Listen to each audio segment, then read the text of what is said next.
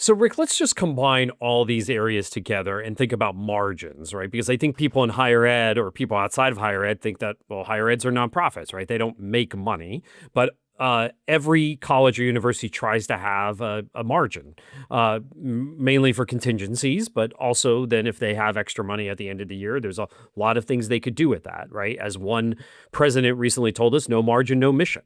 Um, Tuition discounting is done because we're trying to attract a certain number of students and get to certain revenue figures, presumably. How do we think about tweaking on that line, though, where it may be better to have fewer students paying more money for students or the opposite, right? How do we think about balancing these things so that we get to a margin? Because what we're seeing, as you know, a lot of universities are running deficits now.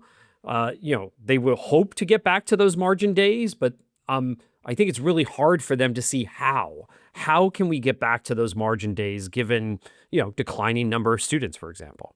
Sure.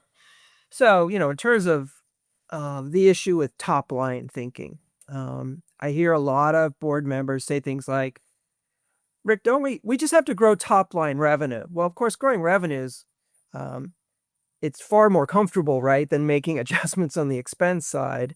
I think secondly, there's the danger of institutions proclaiming we hit our targets. We got X number of students that we wanted. We got X gross tuition revenue, and they're not paying attention, Jeff, to that net tuition and fee number. And at the end of the day, look, tuition discounting is just a tool to get to some kind of net tuition and fee number. So we got to understand those variables. I think in terms of institutional margin, we get back to this granularity question. So, see, we can make up, an example. If the three of us ran a manufacturing plant and we made refrigerators and bicycles and tires, and we saw that margins were starting to slip for our overall manufacturing effort, but I was the CFO, and the two of you come to me and say, "Hey, Rick, are we making or losing money on our tires or our refrigerators or our bicycles?" And I said, "I have no idea. Yeah, we really we really don't pay attention to that." You get real limited real fast to, well, what's the thing I'm trying to fix?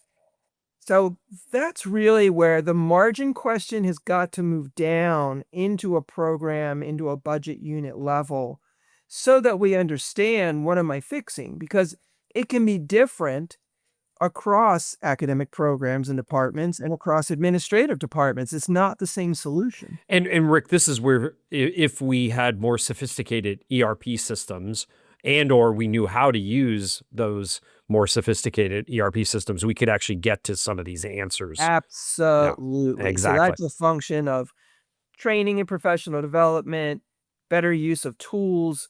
But again, it's also a cultural issue. So we shift to a place where people say, oh, yes, those are the right questions that we should be Yeah. asking.